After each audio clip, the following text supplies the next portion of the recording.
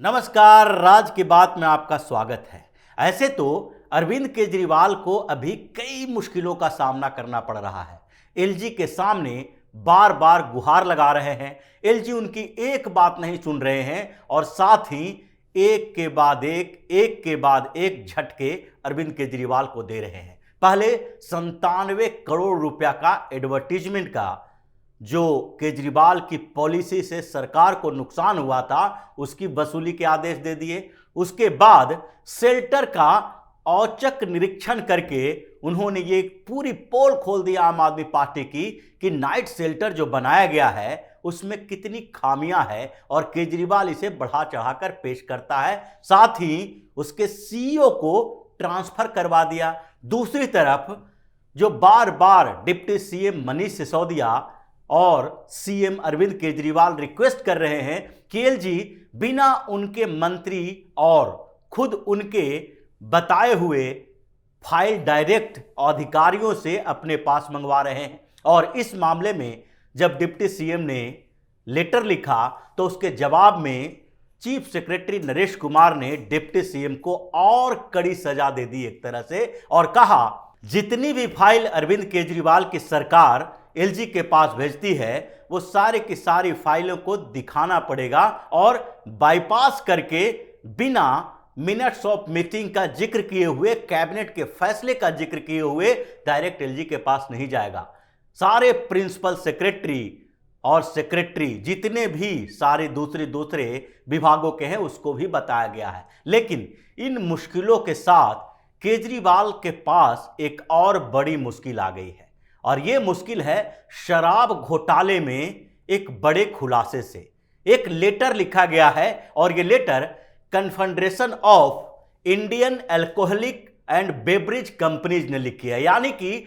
शराब निर्माता कंपनियों का जो संघ है, परिसंघ है, यूनियन है, इसने एक लेटर दिल्ली सरकार को लिखी है। और इस लेटर से आम आदमी पार्टी में भी खलबली मची हुई है और एलजी को एक और मौका मिल रहा है अरविंद केजरीवाल की सरकार को घुटने पर लाने का, क्योंकि इस लेटर ने इतने बड़े खुलासे किए हैं जिससे एक तरफ ईडी और सीबीआई दोनों सतर्क हो गई है तो दूसरी तरफ अरविंद केजरीवाल के शराब कांड, जो शराब घोटाला हुआ है, उसकी एक और नई परत खुलने वाली है।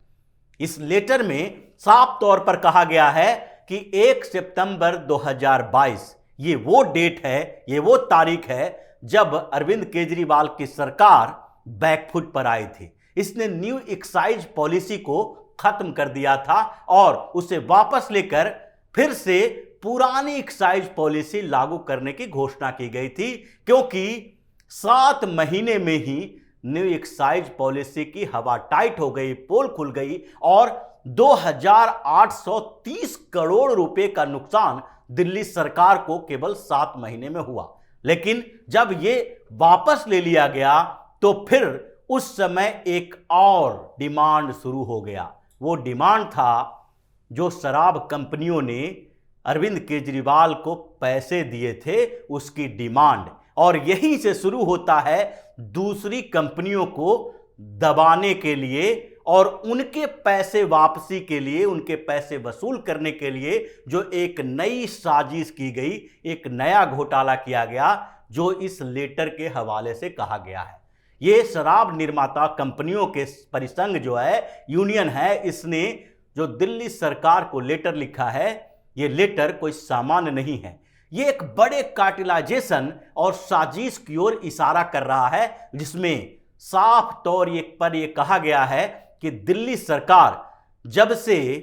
प्राइवेट कंपनियों को छोड़ चुकी है, यानी प्राइवेट ठेके खत्म कर चुकी है 1 सितंबर 2022 को, उसके बाद से हमारे जो ब्रांड है,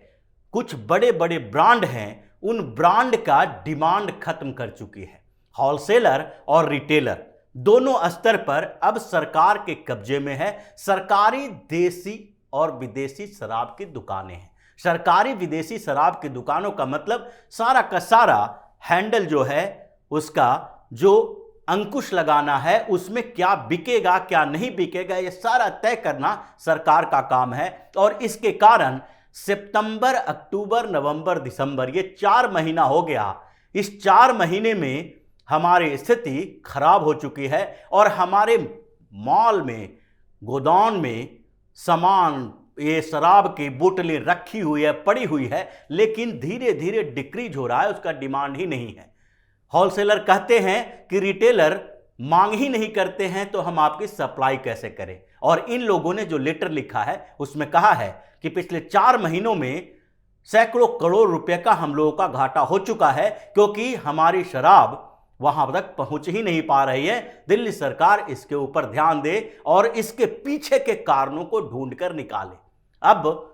इसके कारण में एक और वजह भी दिखाई पड़ रहा है और इन कंपनियों ने यह भी धमकी दी है अरविंद केजरीवाल की सरकार को कि हमने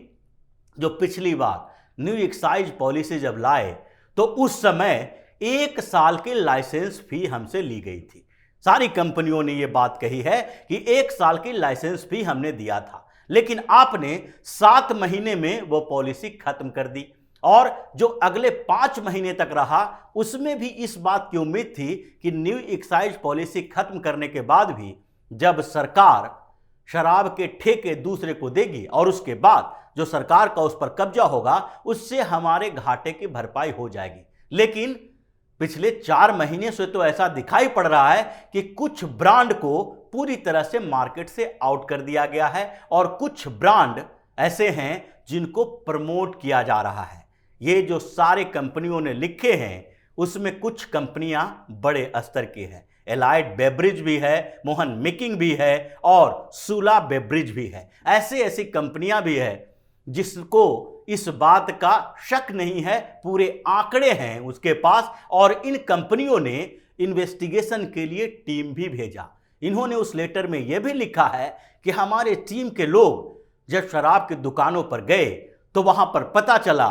कि जब वो हमारे ब्रांड की मांग कर रहे हैं तो सीधे तौर पर सामने से बात आ रही है कि ये है नहीं, हमारे पास ये अवेलेबल नहीं है, इसके बदले आप दूसरी शराब ले जा सकते हो। इसका मतलब क्या है? इसका मतलब यह है कि होलसेलर से रिटेलर तक ये नहीं पहुंच रहा है और होलसेलर भी दिल्ली सरकार का ही है। मतलब जब पूरी कंपनियां जो रिटेलर शॉप है ये सारे के सारे दिल्ली सरकार के ही हैं तो उसकी सप्लाई भी दिल्ली सरकार के हाथों में है और दिल्ली के tourism and transport development department है इसकी पूरी जिम्मेदारी ले और हमें इस कॉन्स्पिरेसी के बारे में पता लगा के हमारा मुआवजा दे कि हम 7 महीने में ही अपने 1 साल के लाइसेंस फी जो जमा किए हैं तो अगले 5 महीने का पैसा दिल्ली सरकार हमें वापस क्यों नहीं दे रही है। ये मामला जो सामने आया है इसके पीछे के और एक और बड़ा कारण है, क्योंकि ये आरोप इस आधार पर लगाया है कि 1 सितंबर 2022 के बाद ही ये स्थितियां पैदा हुई और इसके पीछे का कारण वही है जो अरविंद केजरीवाल ने शराब घोटाले में पैसे लिए। क्योंकि केजरीवाल सरकार के ऊपर जो आरोप लगे हैं उसके कई सबूत सामने आए हैं कि कैसे इन लोगों ने जब न्यू एक्साइज पॉलिसी का ड्राफ्टिंग करवा रहे थे तो उस समय साउथ इंडियन लिकर मैन्युफैक्चरर को एक साथ लाके उससे एडवांस पेमेंट लेने के लिए एक व्यक्ति को पकड़ा और वो व्यक्ति था अभिषेक बोयिनपल्ली। अभिषेक बोयिनपल्ली विजय नायर का आदमी था और विजय नायर अरविंद केजरीवाल और मनीष सिसोदिया का चुना हुआ व्यक्ति था। ये अभिषेक बोयिनपल्ली ने ईडी के सामने भी ये बात कही है कि उन्हें ये जिम्मेदारी सौंपी गई थी और वो साउथ इंडियन लिकर मैन्युफैक्चरर से मुलाकात किए, इन लोगों को कार्टेलाइजेशन की, इलीगल कार्टेलाइजेशन की कि हम रिटेलर से लेकर होलसेलर तक 60 गांठ में आपको साथ में रखेंगे। इसके लिए 20 से 30 करोड़ रुपया एडवांस में लिया और वो 20 से 30 करोड़ रुपया दिनेश अरोड़ा और साथ ही विजय नायर को सौंपे, यानी कि आम आदमी पार्टी को सौंपे। इसके बाद लाइसेंस फी के नाम पर और इन कंपनियों को फेवर देने के नाम पर तकरीबन 100 करोड़ रुपए की वसूली हुई, जिसमें कुछ ठेके जो थे उसमें डायरेक्ट सरकार के स्तर पर जो होलसेलर को उसके प्रॉफिट मार्जिन बढ़ाया गया था उसका कमीशन भी था। यानी कि पहले होलसेलर को जो 6% मिलते थे उसके बदले 12% प्रॉफिट किया गया और उस प्रॉफिट मार्जिन का 6% हिस्सा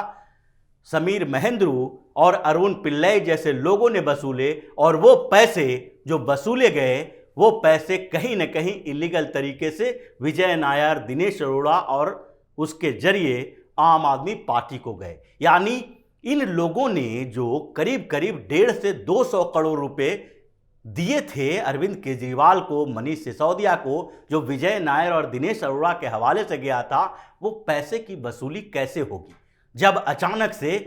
करप्शन का मामला सामने आया, न्यू एक्साइज पॉलिसी में भ्रष्टाचार उभर कर सामने आया, सीबीआई और ईडी दरवाजे पर पहुंचने लगी, तो ऐसे में अचानक से न्यू एक्साइज पॉलिसी तो विड्रॉ कर ली गई। लेकिन उन कंपनियों ने जिन्होंने पैसे पहले दिए थे 20 से 30 करोड़, अभिषेक बोयनपल्ली ने जब बताया है कि वो विजय नायर को दे चुका था एडवांस पेमेंट के तौर पर, और उसके बाद 100 करोड़ से ज़्यादा की रकम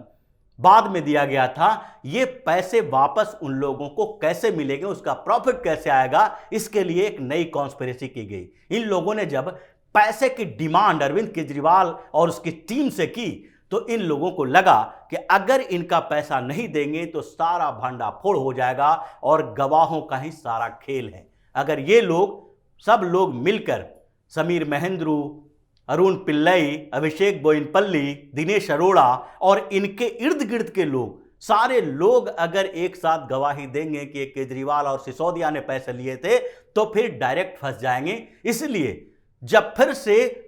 शराब के ठेकों पर सरकार का कब्जा हुआ, तो एक नए तरीके डेवलप किए गए। इन लोगों को कहा गया कि आप लोगों की कंपनियों के ब्रांड को यहां पर रखा जाएगा, फुल प्रॉफिट आप लोगों को ही मिलेगा, क्योंकि और जो दूसरी कंपनियों के शराब हैं, जो ब्रांड हैं, उन ब्रांड को मार्केट से हम कुछ समय के लिए आउट कर देंगे। अगर 2-3 महीने तक भी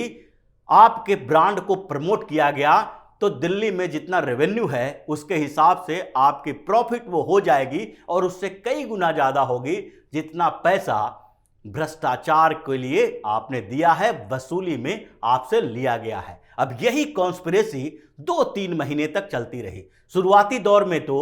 जो कुछ बड़े ब्रांड हैं जिसका नाम अभी बताया गया है, जिन लोगों ने confederation of Indian alcoholic and beverage companies के तहत लेटर लिखा है, इन कंपनियों ने पहले 1-2 महीने तक सोचा कि हो सकता है कि हमारे ब्रांड अभी मार्केट में उसकी डिमांड नहीं होगी। लेकिन 1-1.5 महीने 2 महीने के बाद भी जब लगातार उनके होलसेलर से, उनके एजेंट से ये इनपुट मिलता रहा, तो उन्होंने लेटर लिखा है, और इस पर एलजी ने भी एक्शन लेने की ठान ली है। और ये लेटर एक नई कॉन्स्पिरेसी जो पैदा कर रहा है, वो ईडी और सीबीआई के हवाले भी चला गया है, जिसके आधार पर अब एक नया भ्रष्टाचार सामने आया है। न्यू एक्साइज पॉलिसी के बाद पिछले 3 से 4 महीनों में जिस तरीके से केजरीवाल की सरकार ने कुछ ब्रांड को डिमोट करके और कुछ को अनड्यू प्रॉफिट दिलवाया है, उसका भी पर्दाफाश होगा और एक नया घोटाला सामने भी आ जाएगा। तो इसी तरह की खबरों के साथ फिर से हाजिर होंगे। तब तक के लिए बने रहिए हमारे साथ और देते रहिए हमें सहयोग, ताकि इसी तरह की खबर हम आपके लिए लाते रहें। धन्यवाद।